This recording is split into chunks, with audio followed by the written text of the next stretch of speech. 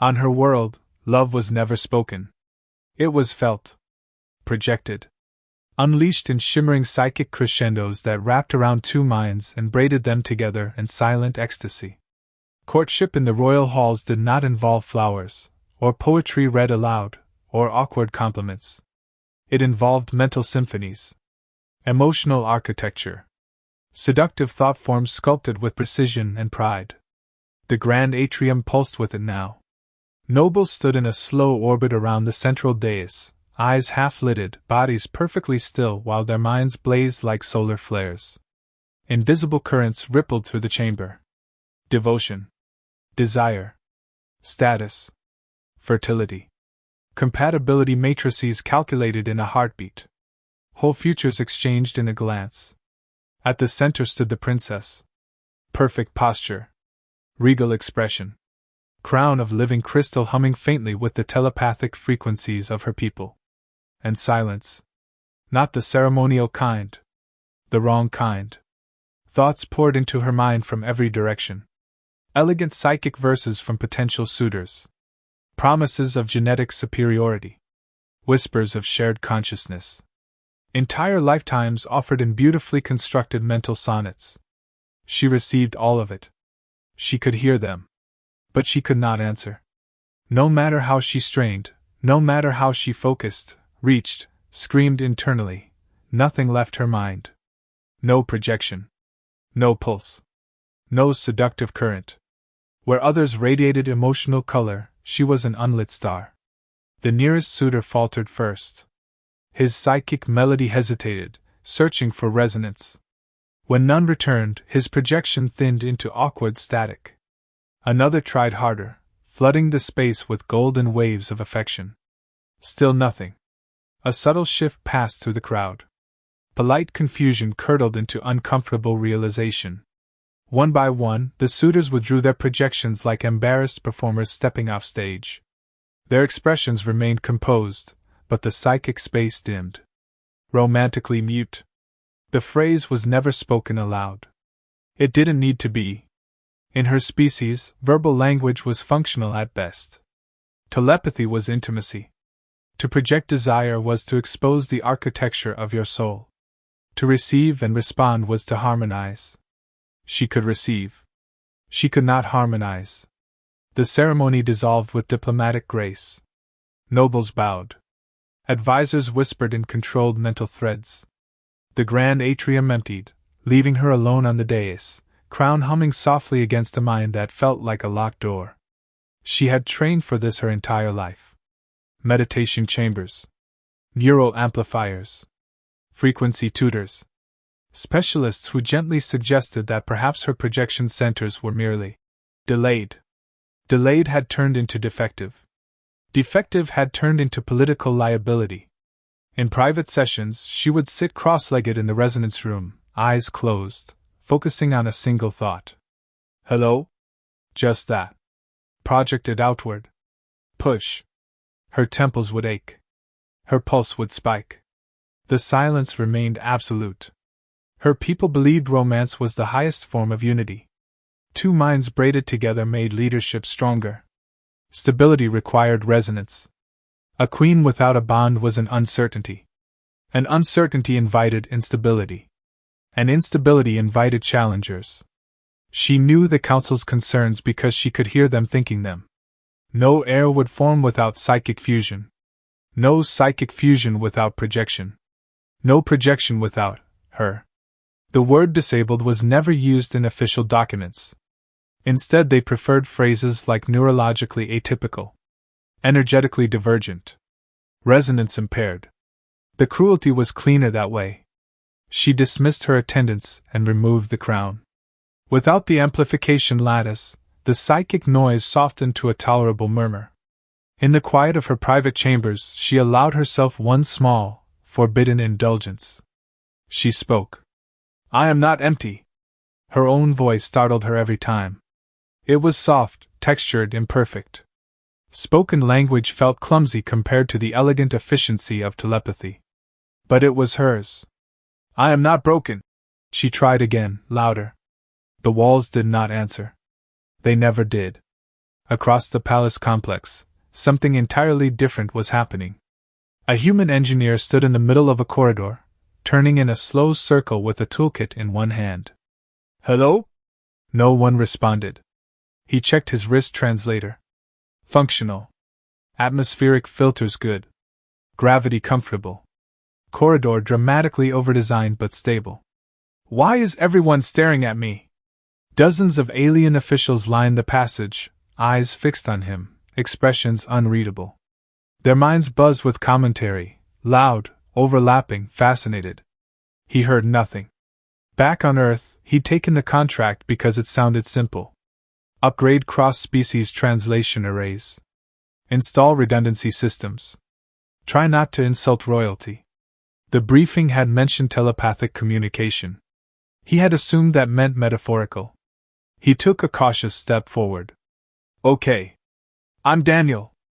I'm here about the resonance grid recalibration." Silence. A ripple passed through the gathered aliens as they projected thoughts at him experimentally. He remained blissfully unaware, scratching the back of his neck. "Right. So, if someone could just point me to whoever's in charge." The crowd parted. Not because they heard him, but because she had arrived. The princess stepped into the corridor, attendants hovering at a respectful distance.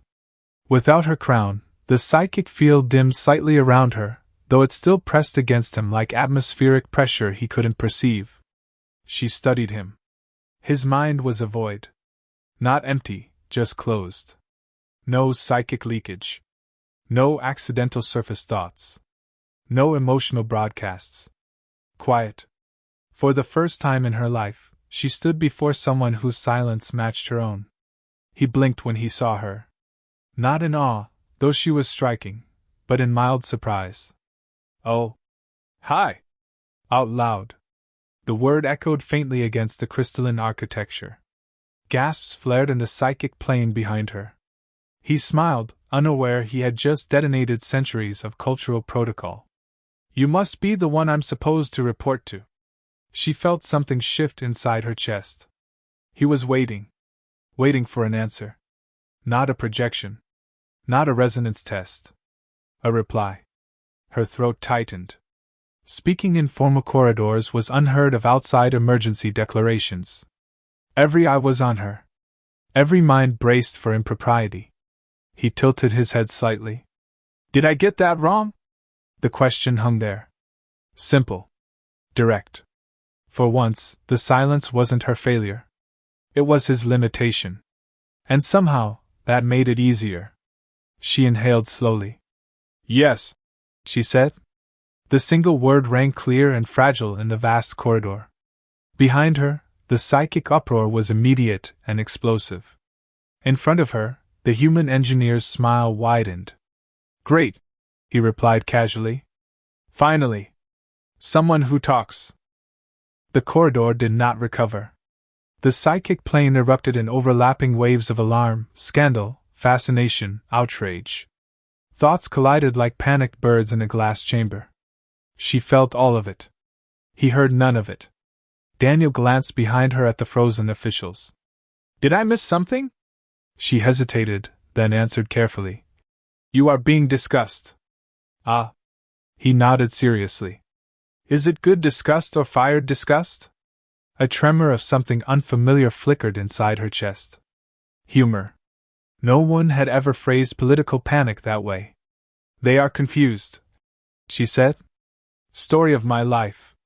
He adjusted the strap of his toolkit and looked back at her. "So, you're in charge of the resonance grid?" "Yes." "Excellent. Because your southern array is bleeding feedback into the translation lattice. That's why half your visiting delegates think the vending machines are sentient." The absurdity startled a sound out of her. A small, sharp exhale. He paused. "Was that a laugh?" "I do not know," she admitted. "You should. That was definitely a laugh." Behind her, advisors projected urgent corrective thoughts. "Stop speaking verbally. Maintain decorum. He cannot participate properly." She ignored them. "What is wrong with sentient vending machines?" she asked. He stared at her, then grinned slowly. Oh, I like you? A fresh psychic shockwave rippled outward. Her attendants stiffened. She had heard variations of admiration before. Psychic sonnets praising her symmetry, her neural clarity, her genetic viability. But no one had ever said it like that. Simple. Casual. Unfiltered. You do not know me, she replied. That's what conversations are for. He said it as if it were obvious. Conversations. Plural. Ongoing. Not a single overwhelming psychic merge that evaluated compatibility in seconds. He shifted his weight. Look, I'm supposed to inspect the primary amplifier in your private wing. Unless there's some telepathic sign-in sheet I can't see? There is not, she said. Good. Lead the way? No one moved. Because protocol dictated that visiting engineers were escorted by resonance aides, not by royalty. He waited for her. Specifically her. The stillness stretched. She felt the court urging her to delegate. To restore silent order. To withdraw into dignified telepathic distance. Instead, she turned. Follow me, she said aloud. The gasp this time was nearly physical. Verbal directives from the air in an open corridor. Daniel walked beside her, oblivious to the scandal unfolding invisibly. The private wing was quieter. The psychic hum muted by layered shielding. She found herself grateful for the reduced noise. He looked around appreciatively. This place is incredible. All crystal and light. Very intimidating. 10 out of 10 architecture. Intimidation is intentional, she said. Seems exhausting. She glanced at him. You find my culture exhausting. I find most cultures exhausting, he corrected. Telepathy just sounds like group chat you can't mute. The comparison was so ridiculous she stopped walking. What is a group chat? He blinked. Oh wow. Okay. Imagine 50 people yelling thoughts at once about what to eat for dinner. Her eyes widened slightly. That is courtship, she said. He stared at her. You're kidding. I am not. He burst out laughing. Loud. Uncontained. It echoed off the crystalline walls. The sound startled her again. Not because it was disruptive, but because it was warm. No one laughed during courtship ceremonies. They projected admiration, desire, calculated compatibility matrices. Laughter implied unpredictability. You're serious, he said, wiping his eyes. You all just brain blast poetry at each other until someone glows? Yes. And you don't see how that's a little intense? It is efficient. It's terrifying. She tilted her head. You are afraid of emotional honesty? I'm afraid of mandatory emotional honesty. Mystery is fun. Mystery. In her world, mystery was failure to project. You enjoy not knowing? She asked. Of course. That's how you flirt. Flirt. He looked at her carefully. You don't flirt? She felt heat rise along her neck ridges. I cannot. He misunderstood. Sure you can. I do not project. So? The word hit her harder than any insult. So. As if projection were optional. It is biologically required for bonding. Not where I'm from. He resumed walking. She followed automatically. In my species, he continued, we use words, tone, timing, body language. Half of flirting is pretending not to understand what the other person means. That is inefficient. It's fun. They entered the amplifier chamber. Light refracted in soft prisms across the walls. The central resonance core pulsed steadily. He set down his toolkit and began scanning readings. You're very quiet, he observed. She almost laughed at that. I am considered excessively quiet. By telepath standards, sure. By mine. You're doing great. He crouched beside the control panel. Okay, explain something to me. She waited. If you can receive thoughts but not send them, that just means you're on listen-only mode, right? She stared at him. No specialist had ever described her condition that way.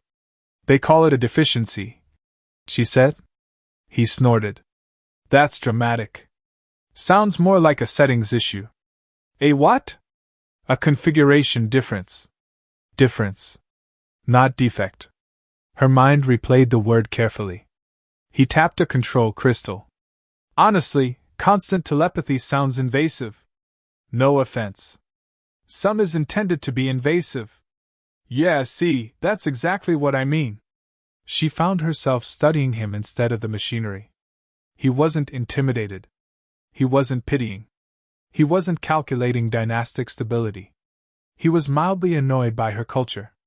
And entirely comfortable speaking to her. Why do you continue speaking aloud? She asked slowly. When you know my people disapprove?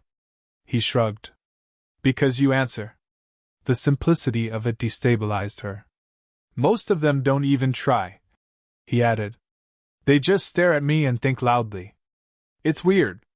She imagined the court's collective outrage at being called weird. You are not insulted?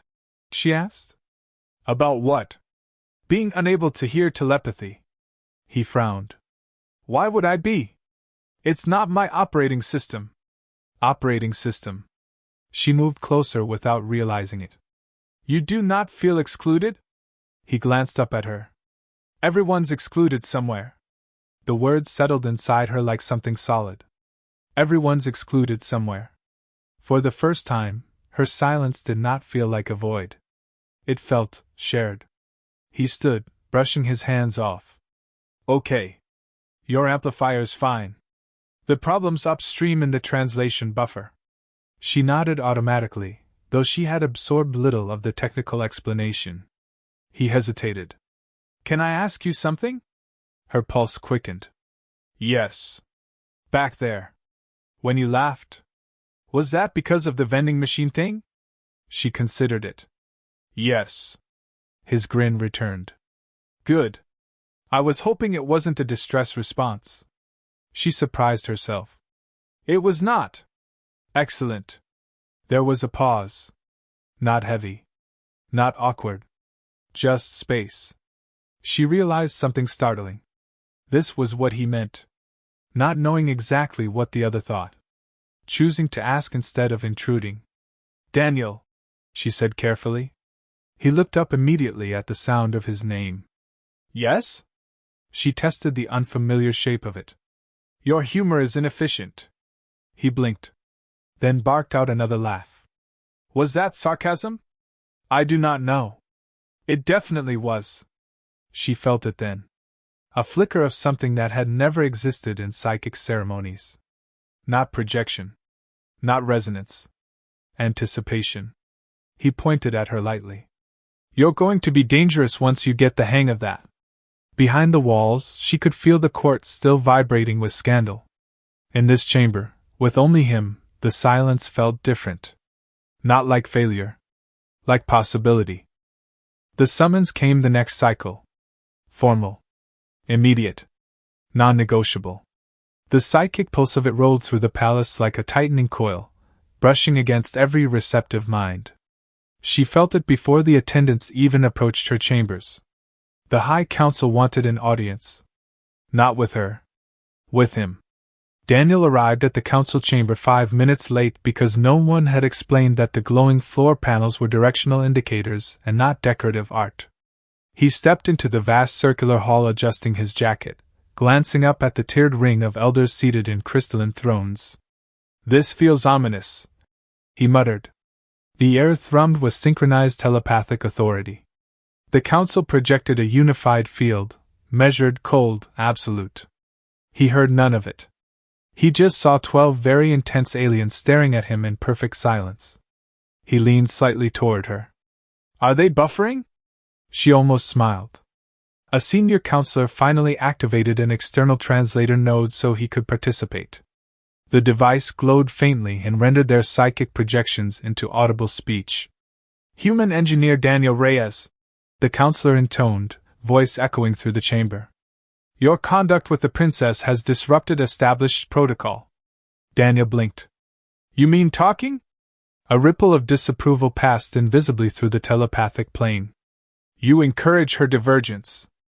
I encourage her to answer when I ask a question. The counselor's eyes narrowed. Her inability to project romantic resonance is not a matter for humor. Daniel glanced at her instinctively. She kept her posture rigid, expression neutral, though the psychic pressure pressing against her skull intensified. The counsel's thoughts were sharp now. Defensive. Protective. Political. She is heir to an empire, another counselor said. Bonding without psychic fusion destabilizes succession. Daniel folded his arms. So you're rejecting her because she can't brain broadcast poetry? The translator hesitated slightly on the phrase. It is not poetry, the counselor corrected stiffly. It is genetic verification. Emotional synchronization.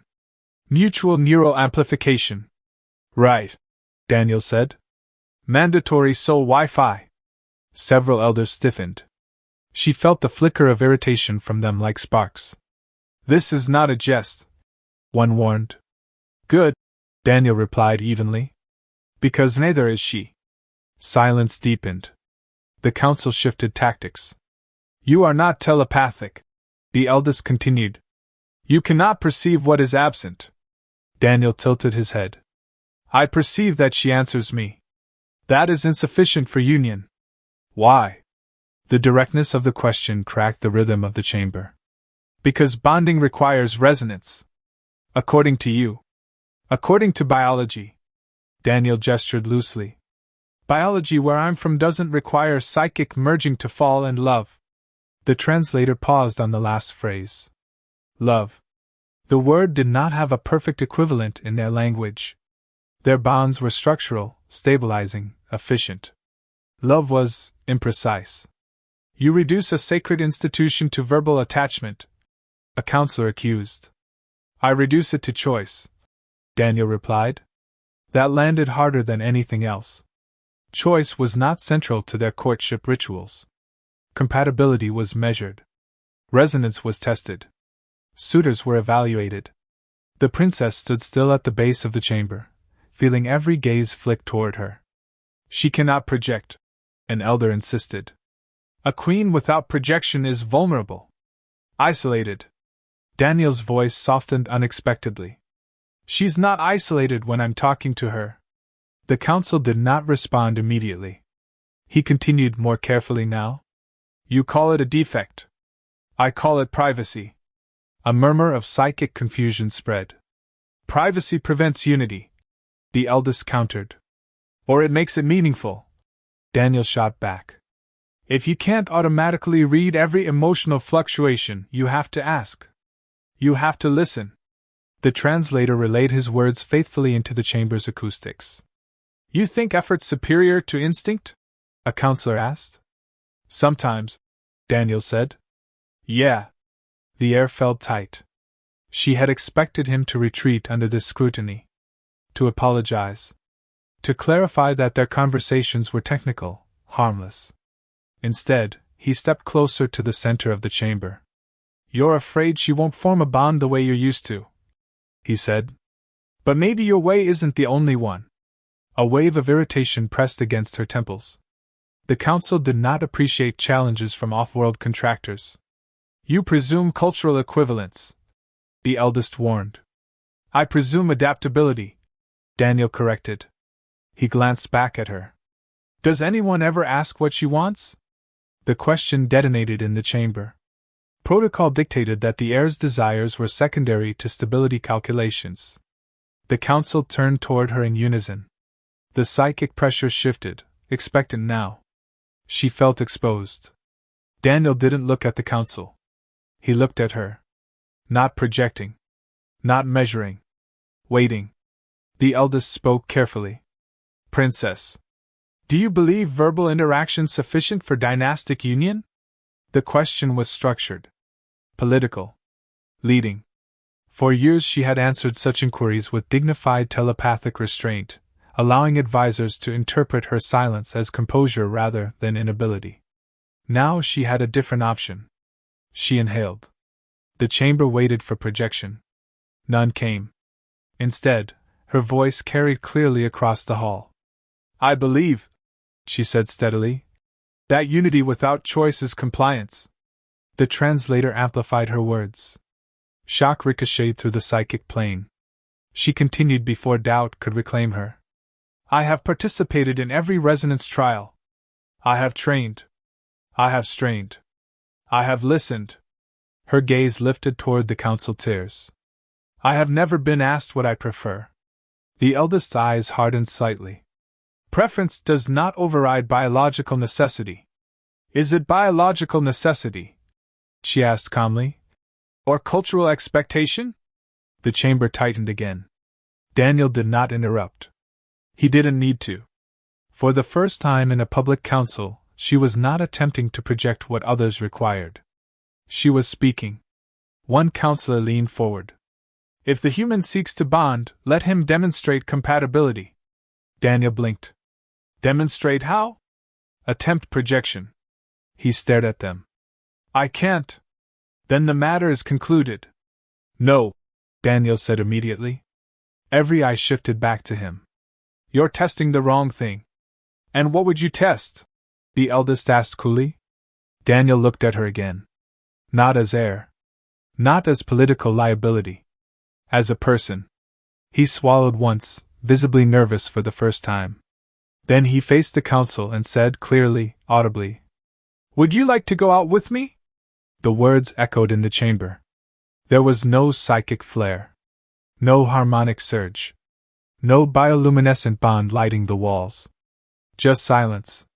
Not the oppressive kind. The waiting kind. The council looked to her, expecting failure. Expecting hesitation. Expecting the familiar void. Daniel stood there awkwardly, hands half shoved in his pockets, eyes hopeful and slightly terrified. No calculations. No projection. Just a question. She felt something unfold inside her, not resonance, not psychic fusion. Something simpler. Something chosen. And for once, the entire empire had to wait for her answer. The silence stretched so long that even the council's psychic field began to fray at the edges. They were waiting for a surge. A flare. Some measurable sign of harmonic convergence. Nothing came.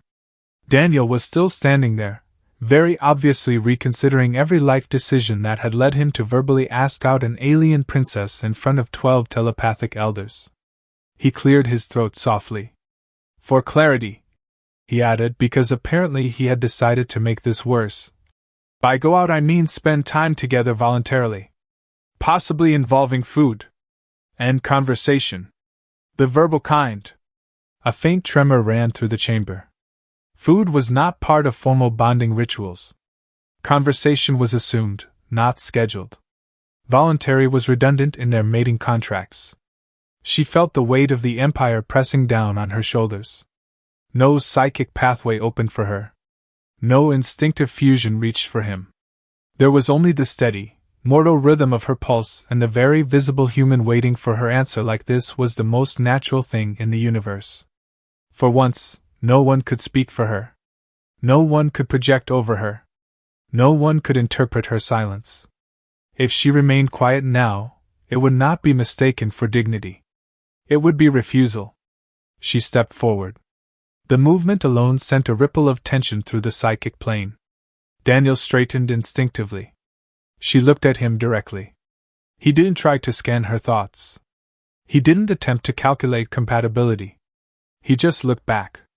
You are aware, she said carefully, her voice carrying through the chamber, that I cannot provide what my people define as a proper bond. Yes, he said immediately. You understand that there will be no resonance surge. No neural synchronization. I figured, he replied. There will be no visible proof. He hesitated only slightly. Okay. The council leaned in collectively. And yet, she continued, feeling her voice steady rather than tremble. You ask? Daniel gave a small, almost embarrassed shrug. I like you? You're smart. You're funny. You called my humor inefficient. That was devastating, by the way. A faint ripple of restrained amusement flickered through her. He pressed on. words tumbling now that he had momentum. You don't flood my brain with emotional data I can't process. You actually listen. And when you laugh, it feels earned. I don't know how your bonding system works exactly, but where I'm from, that's a pretty solid start. The translator carried every imperfect syllable across the chamber. No poetry. No grand metaphors. Just honesty. The elders shifted, clearly unsettled by the lack of measurable metrics. She studied him one last time. In telepathic courtship, she would have already known his deepest insecurities, his private fears, the exact structure of his attachment patterns. With him, she knew none of that. She would have to ask. She would have to learn. She would have to trust what he chose to share. It was terrifying. It was thrilling. Yes, she said. The word was clear. Undeniable. The psychic plane jolted. Not with resonance. With confusion. She continued before anyone could interrupt. Yes. I would like to go out with you.